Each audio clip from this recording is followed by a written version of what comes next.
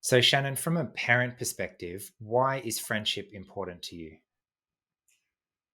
Friendship is really complex, but incredibly important because it helps children build self confidence and connection, a sense of belonging when they are created on core traits and values and some common interests. The reason why it's important to teach children about friendship is because they are very, very complex structures. And there's a strong motivation, I think, with most children to want to form friendships, to want to be included, to want to interact in a group dynamic, and a difficulty in understanding and decoding behaviour that is appropriate and healthy. A lot of the complexity with friendship is something that we learn through experience, um, through primary school, through high school, through university and work. And what we're trying to do, I guess, is decode some of the basic elements so that children have a bit of a better understanding about how they fit in a role of being a friend. So, from my perspective, friendship and what it means to be a friend in general is one of those social skills that we very often just assume kids will pick up by themselves, especially in my day. So, what it felt like for me is even though I wanted to engage with the other kids, I didn't really know exactly how to do that. So from the outside, it looked like I was hanging back. It looked like I preferred to play by myself. It looked like I didn't really want to engage in the same way as the other children did.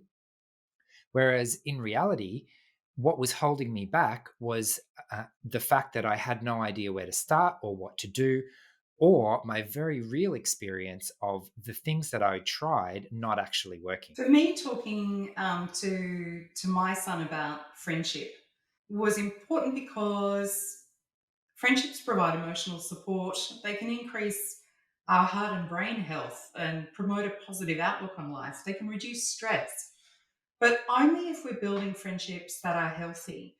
And I think that there initially was a tendency for my son to gravitate towards children with popular characteristics. So, children who were very good at something, or children who were naturally good storytellers or very entertaining.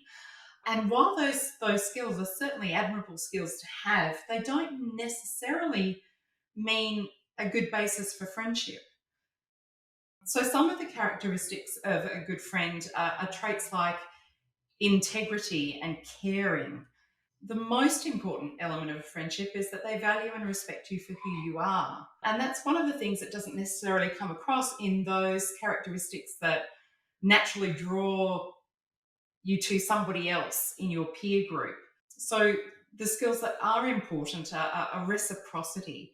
So that if you're putting in care and effort and time, that you're receiving a little bit of that in return. That there's honesty and trust and reliability. Somebody who's a good listener. Similar core values such as things like kindness and justice and how you should treat somebody else. They're very important values that you hold in common because they will allow you to make that connection. You can have similar and different interests. It's great to share something that you love with a friend, but it's also interesting to find out something that they really like that you may not have shared or experienced before. Overall, a friend should be somebody who is fun to hang out with and who is positive some of the time. And I think that's important. Friends should have a degree of flexibility, and that's probably one of the hardest characteristics for children to understand. That when you're reaching out and investing in a friendship, that sometimes that means that you don't go first. Sometimes it means that you sit back and listen when ideally you probably wanted to share something first. And that there are different types of friendships as well. It's unrealistic to expect that everybody will be your best friend. And it's unexpected as well to anticipate that everyone will like you. It's not a reasonable expectation. So it's important to understand that there can be acquaintances, that there can be sometimes friends or close friends or situational friends that you might build, say, in a sports team or on a particular group or shared interest. And that expectations and perspective are also important elements of friendship as well. And not everyone will like your shared interests or accept you for who you are, but there are people who will. But being good mannered and pleasant most of the time shows that you respect those core values and yourself enough to practice them, irrespective of the level of friendship that you have with Mm. someone else. One of the most confusing things for me was that the how people would treat me would depend on the context of the situation. So I personally had no trouble making friends when it was one on one. That was a relatively simple social interaction for me. So I would know other kids one on one, and we seemed to be friends, or at least I thought we were. But then all of a sudden, we would go to school and we'd be in class, and there'd be other kids around, and they would suddenly start treating me differently. And I couldn't quite rely on our previous experience, which I now understand was in a completely different context. So it can be very helpful to understand that friendships evolve in a time and a place. So the friends that I play tennis with, for example, would not necessarily be my friends that I hang out with at school, and it's still useful and valuable to have those kind of relationships, so long as we understand their boundaries and limitations, and especially how relationships can change in different contexts. I think it's important as well to look at behaviors that show that someone is not your friend. And this was a particularly important area as a parent for me because there is a social interaction and dynamic amongst a peer group where feeling popular or in control or appreciated may be more important than some of the more challenging characteristics of friendship, such as empathy, such as valuing and appreciating somebody as a whole. And also understanding that sometimes friends make mistakes as well. I think that's important to look at because then it also comes down to other characteristics that we've talked about before, like empathy and good communication. How do you forgive somebody who has taken personal information about you and made it into a humorous story to share with others when it's not their information to share? And that's where friendships become particularly complex.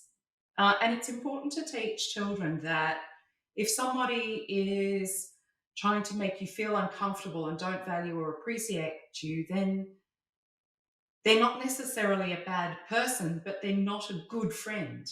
If they put you down directly or indirectly, and even worse is when that's disguised as sort of joking or teasing, or I'm just attempting to be funny. Making somebody feel uncomfortable isn't humorous. And I think it's important to share that information with children.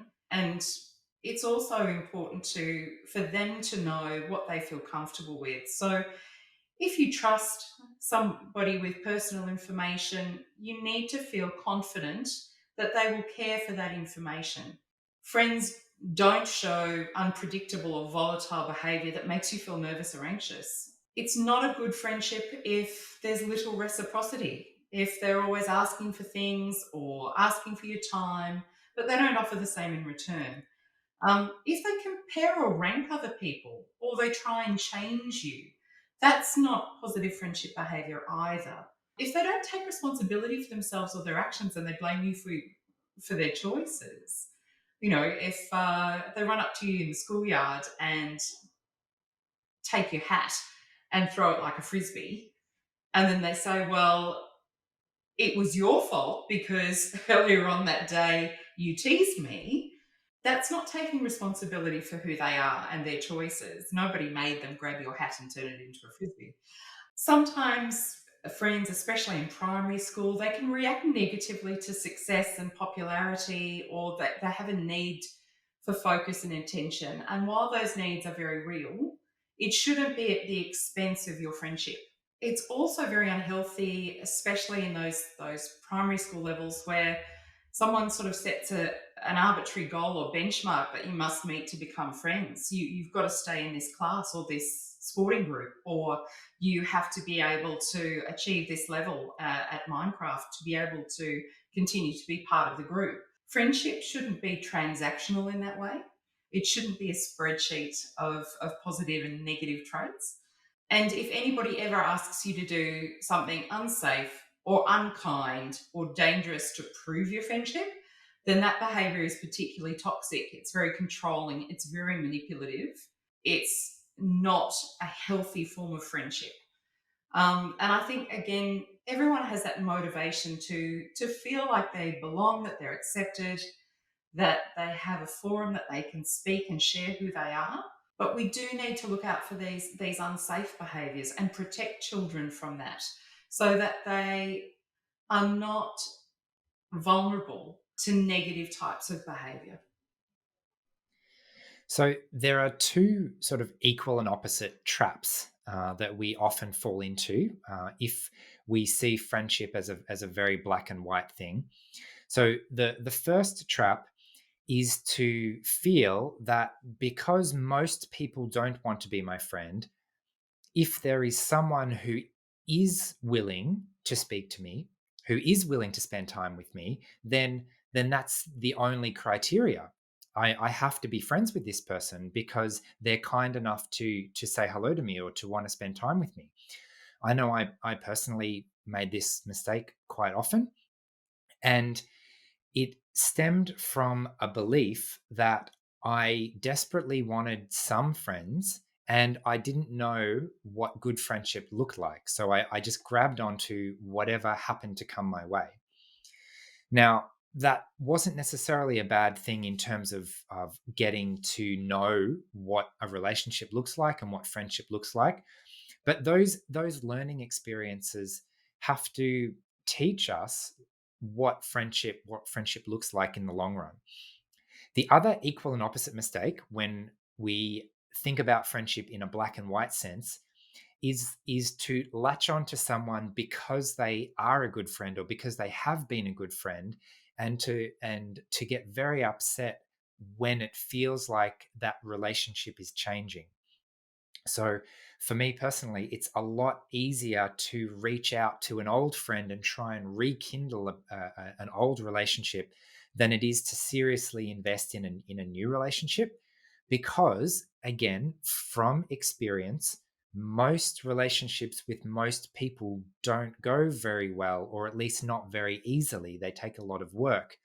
So once we find someone who we really like and who seems to be a good friend, it's very easy to try and cling to that person and that relationship at the expense of trying to make new friends.